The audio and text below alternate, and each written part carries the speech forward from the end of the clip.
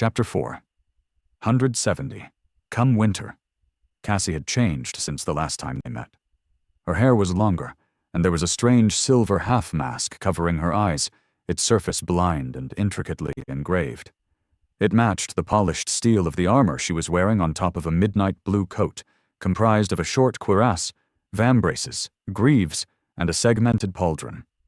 The quiet dancer hung on her belt, but there was also a long dagger opposite it, its guard twisting upward.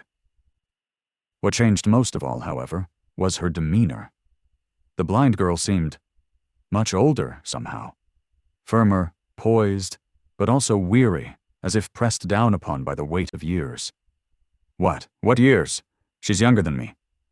Sunny struggled a little, then pretended to smile, too, for the benefit of the young firekeeper, who no doubt expected a warm reunion. No one knew what had happened between them, after all. Yeah, I received your note, cryptic as it was, and here I am, in the flesh. The girl who had led him to Cassie glanced at them, then made an excuse and went back to the camp, tactfully deciding to remove herself from what she thought was going to be an emotional meeting of two old friends. Former friends, really. Sunny hesitated a little, then asked, "So, how have you been?" Cassie sighed, then turned back to the excavated roots of the charred tree. After a while, she spoke. "Not so good, actually." Her voice sounded distant. We have tried to venture into the Hollow Mountains, as you must know, but it was hopeless. That place is pure death for anyone who dares set foot into the mist. We hoped to find a way back to the Forgotten Shore. In the end, however, we were lucky to simply escape alive." Cassie remained silent for a bit, then asked, "What about you?" Sunny grinned. "Me? Oh, I've never been better." With that, he summoned the covetous coffer, fished out some fresh, fragrant fruit from it, and sat down on a nearby stump. Taking a big bite out of a juicy peach, he chewed it with gusto, and then glanced at the blind girl. "Oh, sorry, I only brought enough for one." Yes, Sunny knew that he was being ridiculously petty. But so what? Pettiness was his middle name, figuratively speaking. "So, you failed to return to the Forgotten Shore, and now, what are you doing exactly?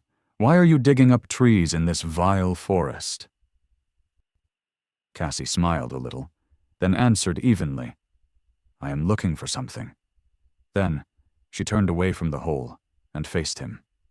"Yes, I told the Whitefeather clan that you will return alive. No, I did not see a vision of where you were and what you did in the past month." Sunny stared at her with a dark expression. "What is this? She can read minds now?" "And no, I can't read minds. If you must know, my second ability allows me to sense what will happen in the next few seconds. That's why I can walk around without a cane and knew what you were going to say." He grimaced. "That's going to be very annoying, I think." Sunny looked at Cassie, reevaluating her armor and weapons. With an ability like that, she might have become a very formidable fighter. Or not. He didn't really understand how it worked, to tell the truth. So he asked curiously, "Does that mean that you can see now?" Cassie shook her head. "No, not exactly. But if I want to take a step forward and sense falling into a ravine, I can walk around it instead. If I sense being pierced by a sword, I can try to deflect it. And if I sense being asked a question, I can answer it." He thought for a bit, then said, "So, what is my next question?" The blind girl simply shook her head. "I don't need to waste soul essence to guess. You want to know how I knew that you will come back to the sanctuary in one piece?" Sunny finished his fruit, threw the pit into the hole, then smiled. "Indeed. If you did not spy on my recent adventures, then how did you know that I wasn't going to die?" Cassie lingered for a bit, then turned away. After a while, she said, "It's still spring." He scowled. "What does that have to do with anything? You knew that I would be fine because it's spring?" Cassie smiled. "Yes, I knew that you wouldn't die, because, you see..." She paused for a moment, and then said calmly, "I already saw you die, in winter. Both of us, actually." After Cassie dropped that bomb, Sunny simply stared at her for a whole minute, his eyes wide and the words refusing to come out of his mouth. Finally, he gritted his teeth and hissed, "What the hell? You saw us die?" Cassie sighed, then gave him a simple nod. "Yes," Sonny growled. "Elaborate." The blind girl hesitated for a little while, then asked evenly, "Are you sure you want to know? You've seen what happened the last time I shared my vision with someone and tried to challenge fate." A dark, resentful expression appeared on Sonny's face. With his voice full of anger, he spat. "Who cares?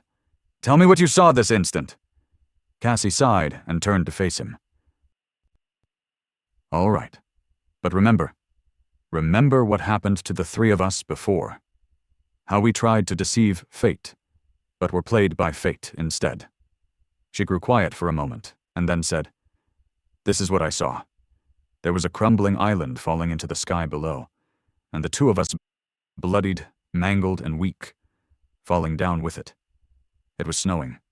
Above us, a giant bird flew, wreathed in thunderclouds.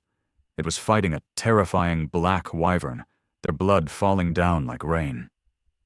Then the darkness swallowed us, and we were gone." Cassie looked down, then added solemnly, "That was how we died."